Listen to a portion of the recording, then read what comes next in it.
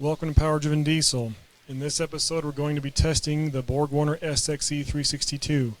This time we're going to be testing this in a T4 0.91 non-wastegated housing. As always, these SX-E turbos all come with a 360 thrust bearing, billet compressor wheel, larger compressor cover, and so far we've tested this in a 0.70 housing. We had about 545 horsepower. And now we're going to step up the AR with a 0.91. It's quite a big jump. And we'll be able to overlay and see how it compares to the 0.70. We'll find out if there's an increase in horsepower and if it's worth a loss in spool. So we're going to be running our same two tests. We're going to run it from 1300 to 3200 RPM with just the weight of the dyno drums at 3,500 pounds. And then we will test it from 1800 to 2800 RPM to see how it responds to a roll-on type scenario. So with that, we're going to start this engine up and do our first pull. Again, this pull is going to be from 1300 to 3200 RPM to see how it responds across a wide RPM range.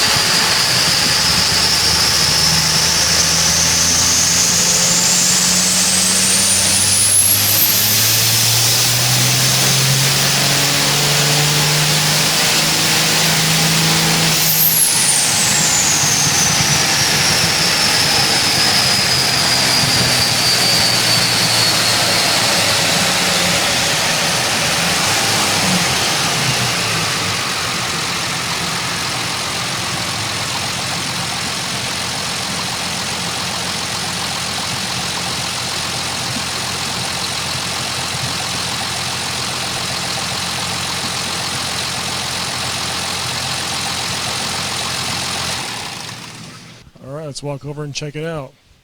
See how she did.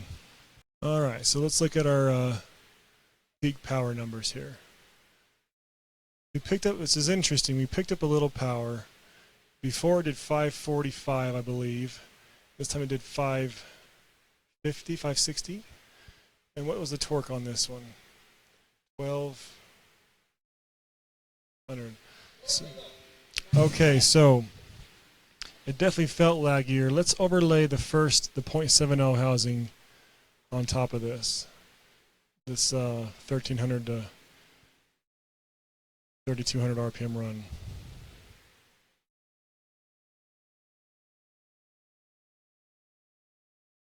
Okay, interesting. You can see it's slower. We just picked up a little bit of power. Seems to me that for me, I like the 0.70 better because you can see the torque is faster. It definitely comes on quicker. It made a little less power, but what is interesting is it made it with way less boost. So that when we were doing the 0.70 housing, we were making around 50 pounds of boost. This time we made about 35 is all, maybe 35 to 40. Really dropped the boost, which means our drive pressure is way better. But at the end of the day, what we want is power. So that was an unloaded run. It might do better with some load on it. Let's go put some load on it, do a time test. You can tell it's laggy compared to the 0.70, which is expected. Let's go ahead and try the loaded test now. The 5K loaded from 1800 to 2800. See how it responds. See if that load helps it pick up some power.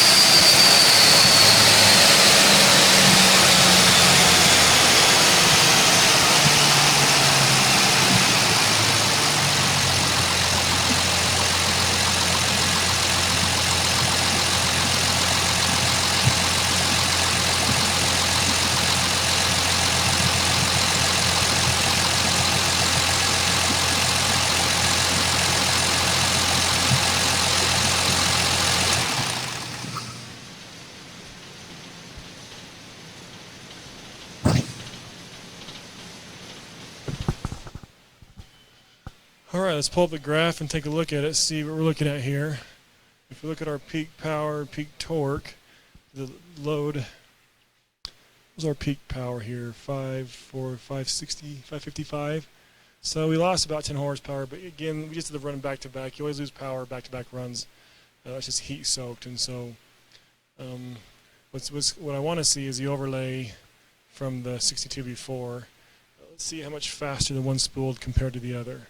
We gained a little bit of power over the 0.7 ohm, not a lot. We've lost some torque, and the spool up is vastly different. Interesting. So on this particular turbo, while the top end carries a little better at the 0.91, you can just see how much faster that 0.70 spools up. It's just dramatically faster. What's our average power number on this? Yeah, it's a huge difference, 405 to 463. So that 0.70 housing, even though it's tighter, it's a good match to that 68mm turbine wheel. In this particular turbo, I probably would never opt for the 0.91 because the 0.70 pretty much kills it. So anyway, of course, if you have any questions, go to powerdrivendiesel.com or call us here at the shop, 435-962-9555, and we can talk over your turbo needs. So there you go. This is a 62mm Borg SX-E, 68mm turbine in a 0.91 housing. Thanks a lot.